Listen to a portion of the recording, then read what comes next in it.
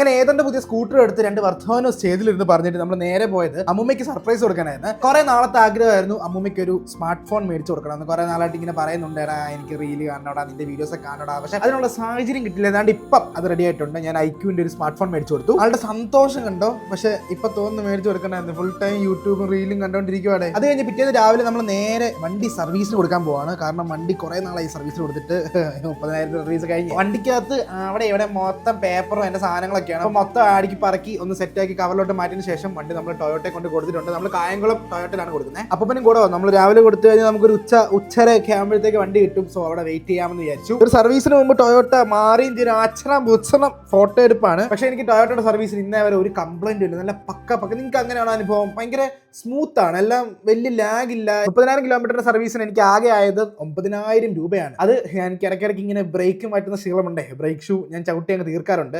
So അത് മാറ്റിയോണ്ടാണ് എത്രയും വന്നത്. ഇല്ലായിരുന്നെങ്കിൽ അതിന്റെ താഴെ വരത്തുള്ളൂ. അതും കഴിഞ്ഞ് വീട്ടിൽ വന്ന് ചായ കുടിച്ചുകൊണ്ടിരുന്നപ്പോഴാണ് അഭിരാമിക്ക് ഒരു സർപ്രൈസ് കൂടെ കൊടുക്കാന്ന് വിചാരിച്ചത്. ഈ സർപ്രൈസ് കാണുമ്പോൾ അഭിരാമി ഞെട്ടുമെന്ന് എനിക്ക് നല്ല പ്രതീക്ഷ ഉണ്ടായിരുന്നു. അതുപോലെ തന്നെ നടന്നു. അത് അടുത്ത വീഡിയോയിൽ കാണാം. ഫോളോ ചെയ്തൊക്കെ മറക്കണ്ട.